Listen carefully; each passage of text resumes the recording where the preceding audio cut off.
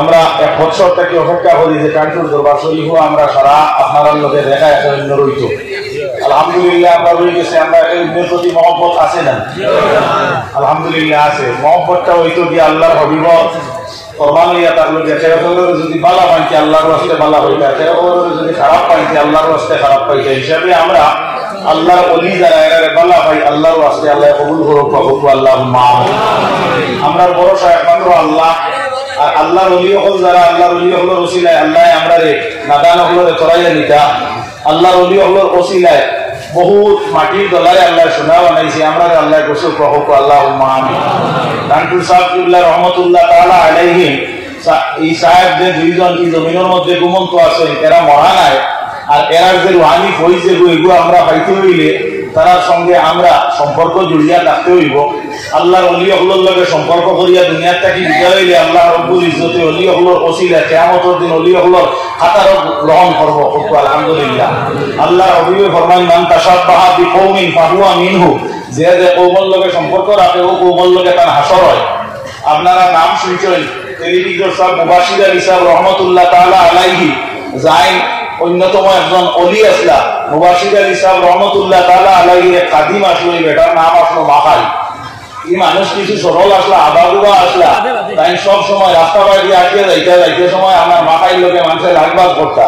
তো মাখাই আইয়া সাহাবরে আইয়া ইশার দিতা বলে সাহেব অমুকে আমারে লাগছে, অমুকে আমারে কথা বলছে। তখন দেখা যায় সাহেবে এরে আদর করতা, আর বেটা খান দিতা হইতা সাহেব আপনি তো দুনিয়া চালিয়া যেদিন যাইবা কি এদিন যাওয়ার বাদে আমি কোন জায়গায় তার বিচার দিব।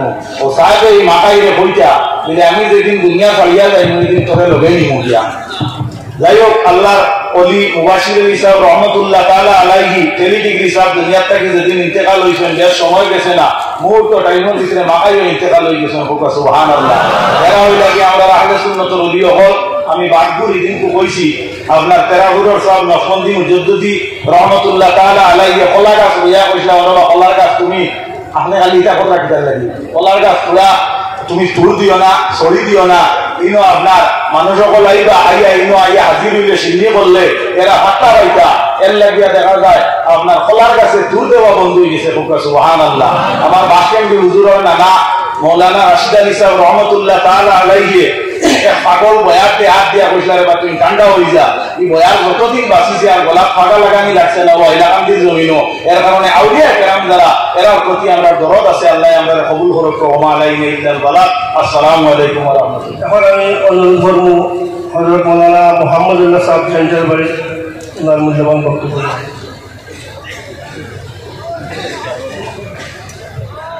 আলহামদুলিল্লাহ কাফা ওয়া সালামুন আলা ইবাদিহিল্লাযিনা আসতাফা মা বা'দ। সম্মানিত হাজির, যদিও ডায়েস থাকেন খবর, কিন্তু সময় খুবই সংকীর্ণ, উলামায়ে কেরাম হল প্রচুর।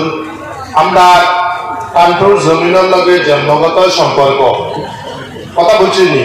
কান্টুর এই জমিনের লগে আমরা যত হাজির হয়েছি এরা প্রত্যেকের জন্মগত সম্পর্ক নাইনি।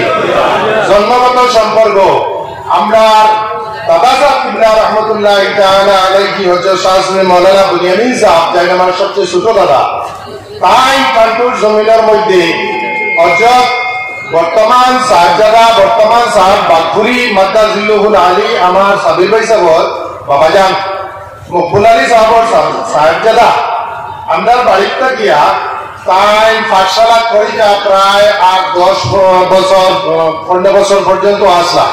বেমার হয়েছেন, কোন ডাক্তারি কোন জাত কোন অবস্থায় গিয়া রোগ কমেন না। তখন তাই লইয়া আইসেন আমার দাদাজি তার কথা কইয়া, তখন তাই লইয়া আইসেন এই কান্টুর জমিনের মধ্যে হযরত শাহ আব্দুল আজিজ রহমতুল্লাহ তাআলা আলাইহির কাছে।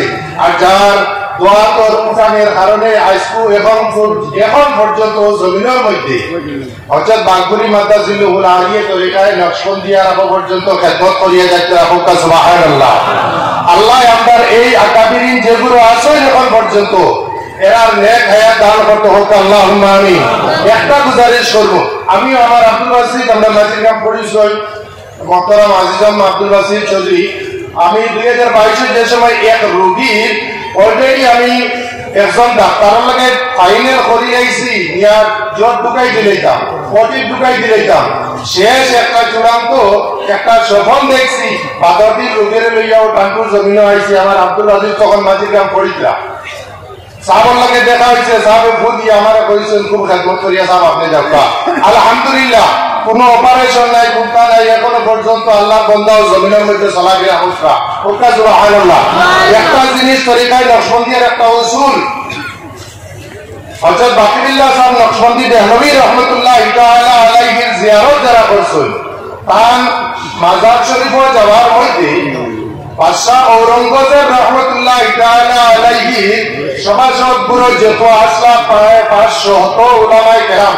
এর মধ্যে হযরত বাদশাহীও হইয়া গেছেন মোল্লা জীবন রহমতুল্লাহ তাআলা আলাইহি ও মোল্লা জীবন রহমতুল্লাহ তাআলা আলাইহি তাফসিরাতে আহমদিয়া যেটা লিখে গেছেন ওর মধ্যে উল্লেখ করছেন যে আমি মারা যাওয়ার পরে আমার তো জিন্দেগীর মধ্যে কোনো নেক কাজ নাই যাই হাজারো লক্ষ লক্ষ উলামায়ে কেরামের উস্তাদ আমারে বাকিবিল্লাহর রোজার কদমের মধ্যে আমারে দফন করিয়া হোক সুবহানাল্লাহ জুরে কই সুবহানাল্লাহ সারকল আমরা ও ওলিয়র নকশা কদমের মধ্যে চলার চেষ্টা করতাম আর এই গুরুর খাদিমর খেদমতের বদৌলতে আল্লাহ আমাদের পার করতো এছাড়া আর কোনো রাস্তা নাই ওমা আলাইনা ইল্লাল বালাগ আসসালামু আলাইকুম দুঃখিত আমরা অতিথি সময় কম দেওয়ার কারণে